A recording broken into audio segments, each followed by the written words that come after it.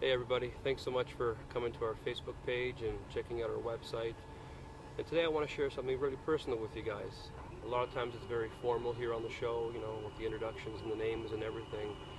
But today I'm at Yad Vashem, and first of all I want to thank the people here for allowing us to be here and to be able to share this with you, our viewers back home. Not too long ago I heard a story. Somebody sent me a video and it said things that you should know about Portugal, because that's where I'm from. I was born there. And I started to watch it, and there was a few interesting things, and I was going to skip through it. And my wife said, hang on a second, let's just watch the whole video. It's only a couple of minutes.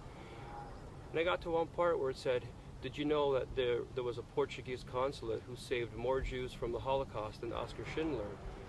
And you can imagine, that caught my attention. And I said, what? Who? And they had his name there. They went to Google, put it in there, and it took me to Wikipedia. And there's this whole story of a man. Yeah, he was Portuguese, born and raised in Portugal. He was a lawyer by training. He was very, very wealthy, had a lot of affluence in the community, very well respected. And then he became a consul. He got involved in that, and they sent him all over the world.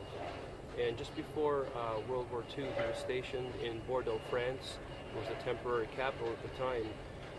And an issue was given to Portugal and Spain saying no Jews are allowed to come into your country. It was a pact of non-aggression signed with Nazi Germany.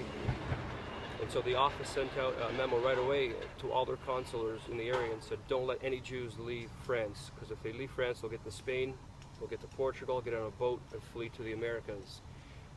And this man, Sousa Mendes, was stationed there in Bordeaux. And he had a really good friend who was a rabbi in the community. And he said, listen, I want to give you this visa for you and your family. You've got to get out of here, because if you don't, they're going to put you on trains and send you into these concentration camps. And the rabbi said, there's no way I'm going to leave. What about all my fellow Jews who live here? I can't go. And that really got to Mendez's conscience. And he thought about it for a couple of days. And he said, I know what I'm going to do. So he and the rabbi and his wife and one of his sons, for the next several days, issued over 19,000 visas to anybody who needed to get out of the country. And what's amazing is that 12,000 of those people were Jews. And so he rescued 12,000 Jews from getting put on trains and deported to concentration camps.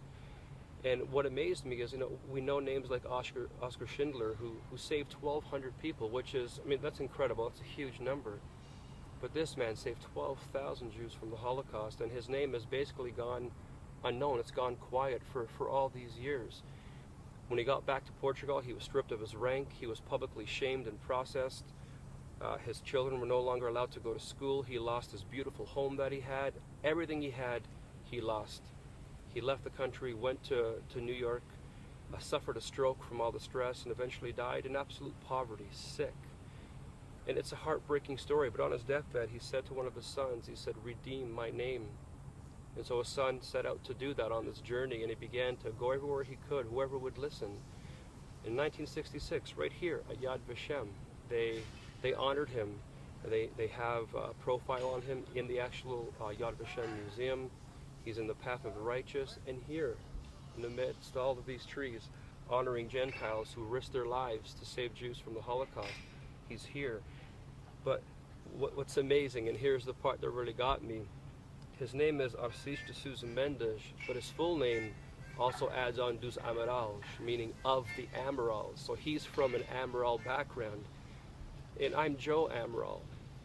And here's a man who shares the same family name that I do, who risked everything to save Jews from the Holocaust. And here we are today in modern times, and I'm Joe Amaral, and our ministry is to help Holocaust survivors today. And it's such a beautiful connection. And to be able to be here on this day, just to be able to touch this plaque, it just brings a whole new level of reality to the story. And it's something we wanted to share with you.